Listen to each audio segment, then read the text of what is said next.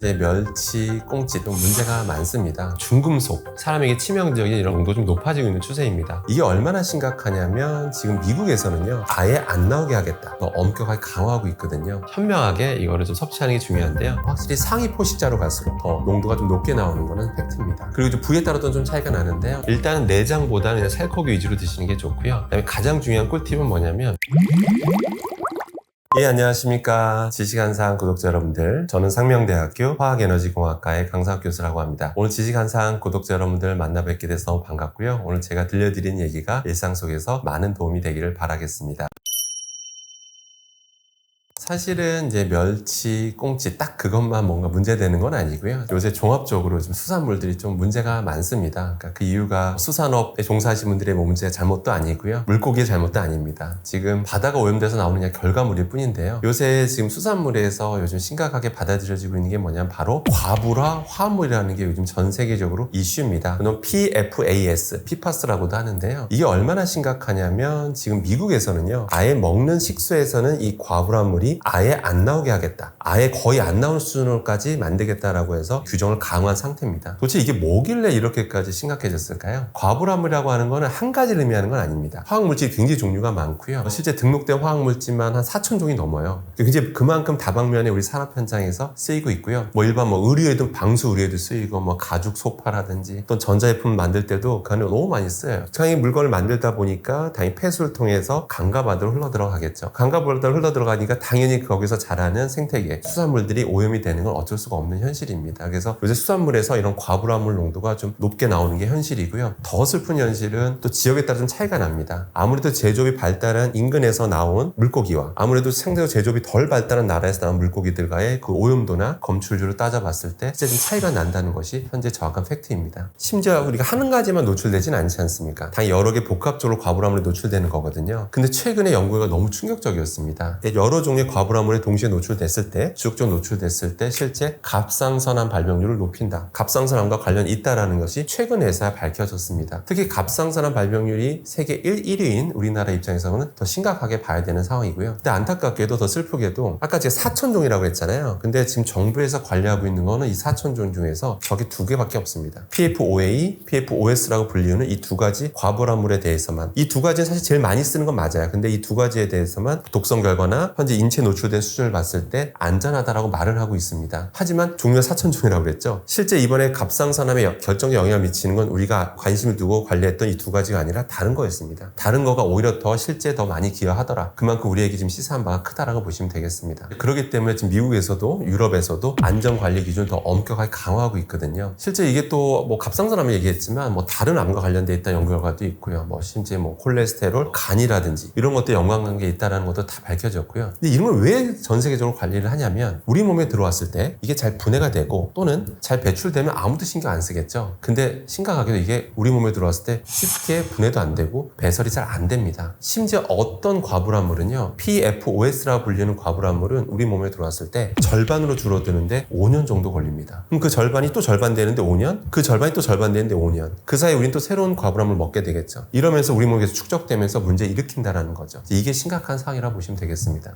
과불화물이 안 나오는 거 찾는 건 정말 너무 힘들고요. 다 있다라고 보시면 되는데, 다만 확실히 상위 포식자로 갈수록 더 농도가 좀 높게 나오는 거는 팩트입니다. 그리고 좀 부위에 따라도 좀 차이가 나는데요, 어떤 최근 실험 결과를 보면 그런 내장 쪽에서 더 많이 검출된다라는 그런 결과도 있습니다. 부위에 따라 다르고요. 그 다음에 종류에 따라, 그러니까 상위 포식자로 갈수록 더 높아진다라고 보시면 되겠습니다. 그래서 아예 끊지 않은 건 아니고요. 그래서 현명하게 이거를 좀 섭취하는 게 중요한데요, 일단은 내장보다는 그냥 살코기 위주로 드시는 게 좋고요. 그 다음에 가장 중요한 꿀팁은 뭐냐면, 가급적이면 예를 들어서 삶아서 탕으로 이렇게 막 끓일 때가 있잖아요. 끓이게 되면 그 안에 여러 화학 성분들이 빠져나오면서 과불화물도 일부 좀 빠져나오는 게 있습니다. 확실히 저감 효과가 있어요. 그렇기 때문에 팔팔 끓이는 형태로 드시되 국물은 드시지 마시고 건더기 위주로, 그러니까 내장은 제외하고 살코기 위주로만 드시는 식습관을 가지시게 되면 평소 과불화물 노출량을 확 현저하게 낮출 수가 있습니다. 미역국도 예를 들면 미역도 마찬가지입니다. 미역국 우리가 국물째 다 먹어야 뭔가 먹은 것 같잖아요. 근데 그런 것보다는 미역국을 드시더라도 그냥 건더기 위주로만 드시는, 그리고 좀 소량 섭취하시는 식습관을 들이시는 게 가장 좋겠습니다. 이제 요즘 요즘 바닷속에 또 바닷속 오염이 좀 심각해지고 있잖아요. 그러다 보니까 과부람 외에도 지금 중금속, 사람에게 치명적인 이런 중금속 농도 좀 높아지고 있는 추세입니다. 실제로 지금 식품 속에 존재하는 어떤 특정 중금속, 카드뮴만 해도요, 지금 식품 속에서 검출률이 점점 높아지고 있는 그런 추세입니다. 근데 오염도를 보면 이런 중금속 측면에서 봐도요, 특히 중금속 중에서 카드뮴이라고 하는 발암물질 측면만 봐도 수산물이 좀 농도가 좀 높게 나오는 것도 현실입니다. 그래서 평소에 수산물 섭취가 많은 사람일수록 과분함물도 우리가 많이 섭취하게 되는 거고요. 중금속 오염도 많이 될 수밖에 없는 게 현실입니다. 페트병 생수에서 미세플라스틱 많이 검출되는 연구 결과는요, 해외에서도 그렇고 우리나라에서 이미 다 검증이 끝났고요. 그래서 실제 많이 나오는 게 맞습니다. 그러면 이제 정수기에 대해서도 많은 사람들이 이제 의심을 하고 걱정을 하고 있는데요. 정수기 내에도 이제 필터가 있잖아요. 필터도 당연히 플라스틱이니까 당연히 저기서 통과하는 물은 미세플라스틱이 많을 거란 생각을 하게 됩니다. 그런데요, 제가 정확히 말씀드리면 우리가 일반적으로 정수기에 쓰이는 필터가 이제 보통 역삼투막이라고 하는 필터인데요. 이런 역삼투막 필터 같은 경우는 거기에 쓰이는 소재가 이 엔지니어링 플라스틱입니다. 일반 플라스틱이 아니라 엔지니어링 플라스틱이라고 해서 굉장히 내구성이 좋고 기존 물성도 굉장히 좋은 소재입니다. 그래서 우리가 가정용에서 쓰는 그 정도 물의 압력을 가지고 막 수억 개, 수만 개가 막 미세 플라스틱 쏟아져 나오고 막 나노 플라스틱이 쏟아져 나오고 그런 건 아니고요. 다만 일부 좀 떨어져 나오는 게 있을 수는 있으나 그런 것들은 대부분 사이즈가 크고요. 그래서 그런 것들은 또 섭취해도 우리 몸에 흡수가 되지 않습니다. 그리고 또 완전 이게 분해될 정도가 돼서 엄청난 양이 쏟아져 나오려면요, 정말 오랜 시간이 걸쳐야 되고요. 근데 우리는 정수기 필터라는 게 보통 3개월에서 6개월마다 교체하잖아요. 그렇기 때문에 여러분 정수기 물 같은 경우는 적어도 미세 플라스틱 같은 경우는 크게 걱정하실 필요는 없겠습니다. 종이컵에서 일반 물을 담아 먹잖아요. 근데 먹게 됐을 때 뜨거운 물에서는 압도적으로 이제 양이 많이 나오게 되는데 실제 일반적으로 나왔을 때 나오는 양은 사실은 그렇게 많은 양이 나오는 건 아닙니다. 실제 뭐 해외에서 엄청나게 나왔다는 연구 결과들도 그 해외 종이컵 가지고 실험한 거고 우리나라 종이컵 가지고 실험한 건 아니고요. 그래서 실제 아직도 미세 플라스틱이나 나노 플라스틱 1마이크로미터 이하를 나노 플라스틱이라고 하는데요. 미세 플라스틱을 완벽하게 검출하는 어떤 사이즈나 크기나 양들을 정확하게 검출할 수 있는 어떤 표준화된 방법은 아직까지 전 세계적으로 없습니다. 그래서 논문마다 보면 결과 다 달라요, 사실은. 정말 천차만별로 너무 차이도 심하고요, 결과들이. 그래서 아직도 명확한 표준화된 방법은 없는 상태고요. 그래서 해외 실험 결과 그대로 우리나라에 대입하기는 좀 어려운 건 맞습니다. 그런데 나올 수 있는 건 맞고요. 근데 저희가 또 자체로 실험해 봐도 나오는 양이 상대적으로 뜨거운 물에 보였을 때는 상대적으로 확실히 적다라는 걸 저희가 확인할 수 있었습니다. 최대한 미세 플라스틱 노출은 최소화하는 게 제일 좋고요. 가장 첫 번째, 페트병 생수물을 최대한 멀리하기. 이거 굉장히 중요합니다. 그러니까 페트병 생수에는 무조건 미세 플라스틱이 있다라고 보시면 되고 많이 있다라고 보시면 이게 제일 정확합니다. 왜 그러냐면 우리 페트 생수라 페트 소재라는 게 처음부터 그 모양일 리는 없잖아요. 당연히 이거 성형 가공을 하게 됩니다. 고온의 고압에 노출되거든요. 그런 상황에서 이제 성형 가공을 하는 건데 이 PET 소재 특성상 수분을 조금이라도 머금은 상태에서 고온 고압이 가해지게 되면 미세하게 조직들이 끊어져요. 그런 끊어진 물론 눈에 안 보입니다. 끊어진 상태에서 물을 담게 되면 끊어진 조직들이 떨어져 나오게 되겠죠. 그게 바로 미세 플라스틱입니다. 보통 이 뚜껑 딸 때만 나온다고 생각을 하는데 거기서 나오는 거는 극소량이고요. 오히려 이 병 소재 자체에서 나오는 게 더 많다라고 보시면 됩니다. 그래서 페트병 생수 멀리하기가 첫 번째고요. 가급적이면 이제 정수기물을 활용하시는 게 좀 좋겠고요. 그다음 평소에 텀블러를 활용하시는 겁니다. 하루에 한 통 정도만 스테인리스 텀블러에 물을 담아서 다니시면 그것만큼은 여러분들이 페트병 생수를 안 마실 수 있는 가능성이 높아지는 거잖아요. 텀블러에다가 다시 정수물 나중에 밖에 나가서 담으셔도 되고요. 그렇게 해서 좀 생활하시는 것이 가장 바람직하겠습니다. 매장에서 주는 플라스틱 컵들 보면 여전히 제일 많이 쓰는 게 PP 소재입니다. 당연히 거기서 미세 플라스틱 나올 수가 있는데요. 보통 제품 초기부터 물을 담자마자 수억 개, 수만 개가 쏟아져 나오고 그런 소재는 아닙니다. 다만 이게 시간이 지나면 분해 현상을 피할 수는 없습니다. 왜냐면 그런 컵들 보면 매장에서 계속 재활용하잖아요. 계속 씻고 다시 음료 담고 계속 재활용하다 보면 오랜 시간 지나다 보면 이게 조금씩 분해가 안 될 수는 없습니다. 조금씩 조직이 끊어지는 게 생길 수밖에 없고요. 그때 음식물들 담게 되는 과정에서 좀 떨어져 나온 게 있을 수밖에 없다라고 보시면 되겠습니다. 그래서 가장 좋은 건 머그컵이에요. 일반 머그컵에다가 음료를 받는 게 가장 좋다라고 보시면 되겠습니다. 신문 기사가 한번 뭐가 나갔었는데요. 알루미늄을 기반으로 한 밥솥, 전기밥솥 내소질 때 거기서 이제 알루미늄 용출돼서 문제된다 이렇게 나왔는데요. 사실 요새는 알루미늄 소재를 기반으로 한 전기밥솥 제품이 요즘 거의 없다라고 보시면 됩니다. 보통 일반적으로 이제 스테인리스 기반이 제일 많고요. 스테인리스 기반에다가 거기에 다시 뭔가 코팅한다든지 불 속의 수지를 코팅하는 이런 것들이 이제 일반적이라고 보시면 되는데 일단 스테인리스 소재만 놓고 봐도요. 스테인리스 뜻이 뭐냐면 이게 녹이 잘 안 쓴다는 뜻이거든요. 근데 많은 분들이 오해를 하세요. 스테인리스는 영원히 녹이 안 쓴다라고 생각하시는데 그렇지는 않습니다. 다들 한 번쯤 경험이 있으실 텐데요. 오나 봤는데 꽤 오랫동안 썼다 보니 어느 순간 약간 붉은색 기운들이 좀 보이는 거 본 적 있으실 겁니다. 이게 약간 부식이 일어날 수 있다는 거. 그러니까 관리를 잘못하면 부식은 일어날 수 있어서 붉은색 기운이 나올 수가 있고요. 부식될 경우에는 거기다 음식물을 담았을 때 실제로 어떤 니켈이나 크로미움 같은 것들이 용출될 수 있는 건 팩트입니다. 그렇기 때문에 스테인리스가 굉장히 안전하고 안정한 소재는 맞습니다. 근데 자칫 관리 잘못하면 그런 식으로 니켈, 크로미움이 들어올 수 있고요. 이거 발암 물질이고 니켈은 신경에 영향을 준다라고도 알려져 있습니다. 그래서 결론은 뭐냐면 그런 것들은 항상 세척을 되게 신경 쓰셔야 되고 세척 잘 하시고 건조를 잘 하셔야 돼요. 근데 이거를 제대로 세척 안 하면 음식물 잔여물들이 남아있을 수가 있겠죠. 그러면 오히려 제품 성능이 더 수명이 짧아진다라고 보시면 되겠습니다. 게다가 이게 산성도 높은 그런 음식들을 오래 담아놓는다든지 그런 행동도 좀 지양하시는 것이 바람직하겠습니다. 마찬가지로 코팅이 돼 있을 수도 있잖아요. 코팅이 벗겨지게 되면 역시 스테인리스 소재가 그대로 밖에 노출되잖아요. 그럼 아까 같이 관리 잘못할 경우에는 이게 부식이 일어날 경우 그러면 역시 니켈, 크로미움 같은 게 용출될 수도 있습니다. 물론 이런 부식이 일어나려면 시간이 좀 많이 필요하고요. 그래서 이렇게 부식이 일어나려고 하면 적어도 꽤 오랜 시간이 걸려야 되는 건 맞습니다. 근데 보통 스테인리스 한 10년, 20년 쓸 수 있다고 생각을 하시는데 그런 생각하지 마시고 한 보통 사용하신 지 한 2, 3년 지나게 되면 그래도 항상 표면의 상태를 한번 관찰해 보시는 습관을 들이시는 것이 중요하겠습니다. 가장 좋은 거는 그냥 전기밥솥을 그냥 밥솥으로만 쓰시는 게 가장 좋고요. 거기다 뭐 다른 거 혹시라도 다른 뭐 산성도 높은 음식을 담아서 그걸 뭐 찌신다든지 뭐 그런 것들을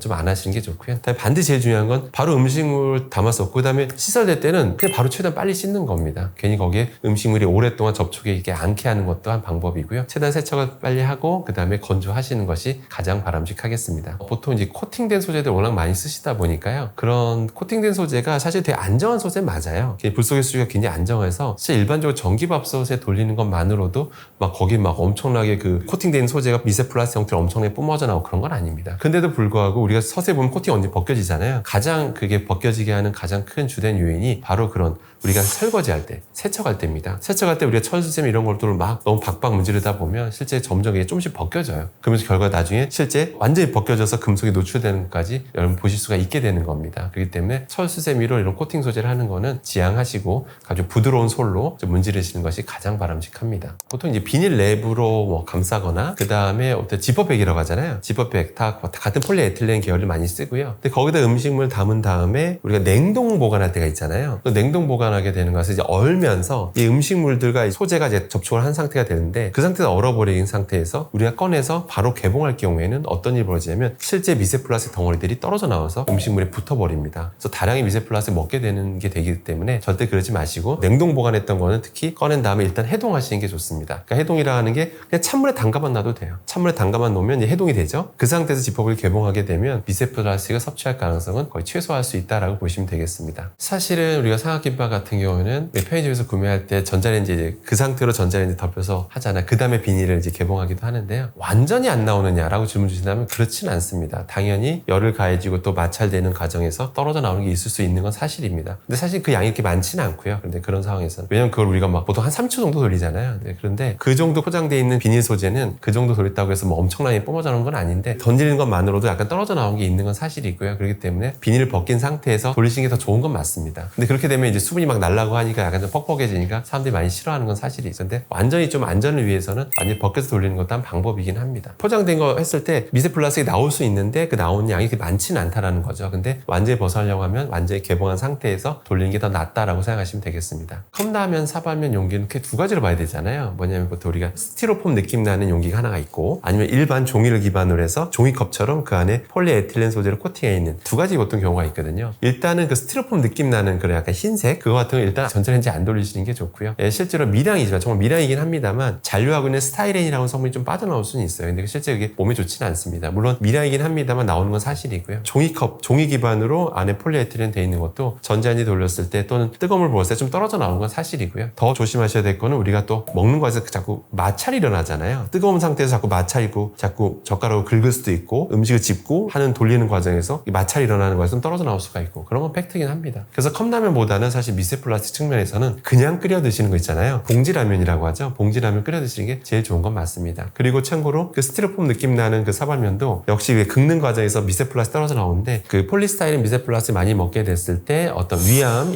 자라는 속도가 더 높아지더라. 뭐 이런 연구 결과도 있었고요. 어떤 항암제 내성까지도 일으키더라. 이런 연구 결과도 있는 만큼 그런 것들은 드실 때는 특별히 벽면을 많이 긁거나 이런 일들은 일어나지 않도록 하는 게 바람직하겠습니다. 최근에 좀 충격적인 결과 나왔는데요. 2025년입니다. 실제 어떤 연구진이 수많은 사람들의 어떤 생활 패턴, 생활 제품 많이 쓰잖아요. 그 생활 제품 쓰는 것들과 어떤 치매와의 연관성들을 이제 살펴봤어요. 8개 제품을 조사했는데 그중 8개 중에서 유독 그 3가지가 어떤 상관관계가 있다라는 거예요. 어떤 인지기능 저하 관련이 있다라는 걸 이제 밝혀냅니다. 그 3가지 제품이 바로 방향제, 구강청결제, 소독제였어요. 자, 이제 그거에서 이제 사람들이 이제 일파만파 퍼져나가면서 저 3개 제품은 이제 절대 쓰면 안 되고 나머지 마음껏 써도 돼. 이렇게 생각하실 수가 있는데요. 일단은 그 당시 제가 그 관련된 논문을 제가 다시 한번 살펴봤는데 그 8개 제품을 조사했다라고 했잖아요. 근데 8개 제품 다 사실은 다 관련성이 제가 보기엔 있어요. 있는데 8개 중에서 그 3가지가 생활 속에서 많이 쓰는 거더라 이거죠. 그러니까 생활 속 노출 빈도가 많은 거였다라는 거죠. 그 3가지가 관련성 있는 것은 나왔는데요. 그러면 사실 그 8개 사실 다 관련 있는 거라고 제가 말씀드렸는데 8개 공통된 게 있습니다. 그 안에 공통된 화학 성분이 뭐냐면 바로 살생물제라는 겁니다. 살생물제, 그런 게 있어야지만 보존력을 높여주게 되겠죠. 당연한 거겠죠. 그렇기 때문에 그런 걸로 인해서 또 소독 역할도 할 수가 있는 거고요. 살균제 역할을 할 수 있는 거니까 당연히 제품 보존력을 높이거나 실제 살균하기 위해서 그런 성분이 들어있는 건데 사용을 많이 할수록 우리가 먹거나 호흡기로 들여 마셨을 때 실제 인지기능 저하 관련이 있다라는 연구가 나온 게 사실입니다. 그 살생물제라고 하는 게 어떤 미생물들 이런 것들이 영향을 준다라는 거잖아요. 이제 그렇게 해서 제품의 보존력을 높여주고 이런 건데요. 예전부터 영국이나 이미 우리나라에서도 이미 사전에 어떤 연구가 있었냐면 우리 농촌 지역에 농사하시는 분들 계시잖아요. 근데 당연히 살충제를 많이 뿌리죠. 농촌에서 당연히 많이 뿌립니다. 그럼 살충제에 많이 노출되겠죠. 아무래도 많이 들이마실 거 아니에요. 그런 분들이 실제로 노출이 많이 될수록 인지기능이 떨어진다는 연구 결과가 영국이나 이미 한국에서 나온 바가 있습니다. 그런 걸 유추해 봤을 때 실제로 구강청결제, 방향제, 소독제의 성분을 우리가 먹거나 많이 들이마시게 됐을 때 실제로 인지기능에 영향을 줄 수 있다고 볼 수 있는 거죠. 결국엔 되게 유용한 제품들이잖아요. 그래서 최대한 노출을 최소화하는 것이 바람직하겠습니다. 그러니까 노출을 최소화한다기보다 잘 쓰실 때 사용법만 잘 지켜서 우리가 불필요하게 너무 과한 노출을 안 하게 하는 게 제일 중요하겠죠. 구강청결제 같은 건 정말 잘 쓰면 유용한 건 맞거든요. 그래서 보통 자기 전에 하시는 경우도 많은데 이렇게 각을 하신 다음에 보통 그 상태로 이제 주무시는 경우도 많은데 한번 그래도 다시 한번 물로 한번 헹궈 주시는 것이 실제 우리가 잔여물을 먹을 가능성을 최소화한다는 걸 알고 계시는 게 좋고요. 이제 방향제인데요. 방향제 같은 경우는 우리가 곳곳에 많이 쓰잖아요. 화장실에서도 자동 분사되는 경우도 너무 많고요. 그런데 적어도 가정에서 쓰실 때는 그걸 쓰신다면 수시로 좀 환기해 주시는 게 좋습니다. 계속 카메라 내버려두면 농도는 점점 높아지거든요. 그렇기 때문에 너무 농도가 높아지지 않도록 수시로 환기 잘 하시는 것이 가장 중요하겠다라고 보시면 되겠습니다. 그 당시 처음에 구강청결제, 방향제, 소독제 이 관련된 연구 결과가 나왔을 때 실제 여성들이 좀 더 상관계가 높더라 이런 연구가 나왔었는데 근데 좀 더 후속 연구가 더 많이 필요할 것 같긴 해요. 왜냐하면 그것만 가지고 좀 결론 짓기는 좀 어렵습니다. 구강청결제, 방향제, 소독제 이런 것들이 상대적으로 여성들이 사용량이 더 많을 가능성이 높습니다. 아무래도 뭔가 위생과 관련된 제품들인 경우가 많다 보니까 아무래도 남성보다는 여성이 더 사용 가능성이 높거든요. 그러니까 사용량이 더 많기 때문에 그런 현상이 나타나는 거지 단순 성별의 차이라고 보기는 좀 어렵다라는 게 아직까지 중론이고요. 그래서 아직은 좀 더 연구가 좀 나와야 될 것 같습니다. 여전히 집에서 많이 쓰는 게 멜라민 플라스틱이라는 게 있어요. 멜라민 수지라고도 저희는 하는데요. 이게 뭐라고 생각하시면 좋냐면 중국집 가면 많이 나오는 그릇, 짬뽕 그릇 또는 우리가 우동하면 우동 그릇 있어요. 우동 그릇 때 자세히 보시면 되게 단단해요.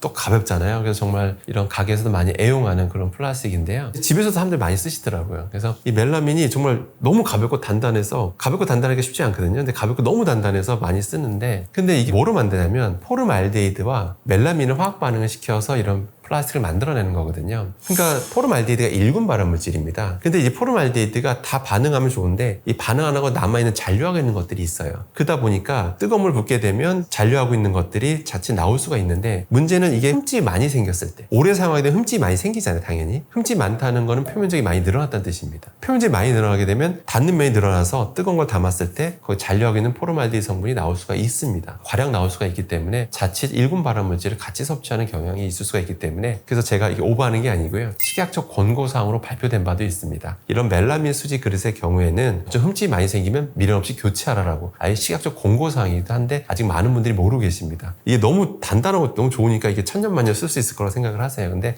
그게 아니라 흠집이 눈에 보일 정도가 되면 그냥 미련 없이 교체하시는 게 좋고요. 제품 이게 뒷면을 바닥면을 보시면 적혀 있어요. 소재명을 반드시 적게 되어 있습니다. 우리나라 플라스틱에 대해서. 그래서 멜라민이라고 적혀 있습니다. 그래서 그런 소재가 있는지 다시 한번 확인하시고 있으면 좀 흠집이 눈에 보이면 바로 교체하시기를 바라겠습니다. 모든 이제 화학 제품이라고 하는 거는 위험성을 다 안고 있습니다. 위험하지 않은 건 하나도 없고요. 근데 거꾸로 얘기하면 사용 방법만 잘 지키면 다 안전합니다. 딱 또 역시 이것만 기억하시면 됩니다. 여러분들은 사용법만 잘 지키시게 되면 여러분들은 위험성으로부터 자유로워질 수가 있으니까요. 항상 사용법을 잘 지키는 게 중요하겠는데요. 그래서 앞서 말씀드린 거 다시 한번 정리해드리면 어떤 방향제 같은 거 사용하신 집이라면 주기적으로 환기하시는 게 너무 중요하겠고요. 그 다음에 기본적으로 집안의 공기는 늘 시간이 지나면 오염된다는 거 꼭 기억하셔야 됩니다. 우리가 요리하는 것만으로도 집에서 다 요리하시잖아요. 요리하시는 것만으로도 그 요리할 때 발생한 수많은 유해화학 물질들이 공기에 많이 떠돌아다녀요. 유증기는 말할 것도 없고요. 좀 떨어져다니고요. 그리고 우리가 여러 제품들에서 접착제라든지 페인트라든지 이런 것들 당연히 집에 다 사용됐었잖아요. 그럼 거기서 미세하게나마 조금씩 휘발성 유해물들이 좀 빠져나옵니다. 그중에 포르말데히드도 있고 뭐 벤진도 있고 막 그런 것들이 좀 빠져나와요. 그래서 시간이 지나면 실내 공기는 조금씩 악화됩니다. 그래서 무조건 하루에 두 번 정도, 오전에 한 번, 오후에 한 번 정도는 주기적 환기하시는 것도 그런 오염물질을 들이마실 가능성이 최소화될 수 있다는 꼭 명심하셔야 됩니다. 가끔 이런 것들, 환기 이런 것들에 대해서 좀 우습게 여기시는 경우도 있는데요. 좀 슬픈 사실 하나 알려드리면 급식 종사자분들 있으시잖아요. 초중고등학교 급식 종사자분들을 한번 조사한 적이 있었습니다. 최근에. 근데 10명 중에 한 3분이 다 폐 이상 소견을 받으십니다. 다양한 연령대가 계셨는데 무려 10명 중에 3명이 폐 이상 소견을 받았다는 건 엄청난 결과거든요. 왜 그러시냐면 계속 하루에도 8시간씩 많은 시간을 쭉쭉 계속 안 좋은 걸 들이마시다 보니까 서서히 폐가 이상이 온 거죠. 이런 것처럼 뭐든지 유해성이라는 거는요, 독성이라고 하는 거는 뭐 잠깐 맡았다고 잠깐 조금 극소량 먹었다 문제되는 게 아닙니다. 뭐든지 노출량과 노출 횟수와 관련되어 있는 거기 때문에 최대한 노출량과 노출 횟수를 줄일 수 있는 게 가장 중요합니다. 그렇기 때문에 대표적으로 집안에서는 무조건 주기적으로 환기해야 된다. 이것만 꼭 기억하시기 바라겠습니다. 우리 지식한상 구독자 여러분들 만나뵙게 너무 반가웠고요. 항상 모든 거는 위험성이 있다는 거 인지하시고 사용법만 잘 지키면 모든 건 안전하다고 생각하시면 되고요. 이런 지식한상에서 말씀드린 여러 가지 내용들 참고하셔서 안전한 사용규칙 지키시면서 안전한 건강한 생활 영위하시길 바라겠습니다.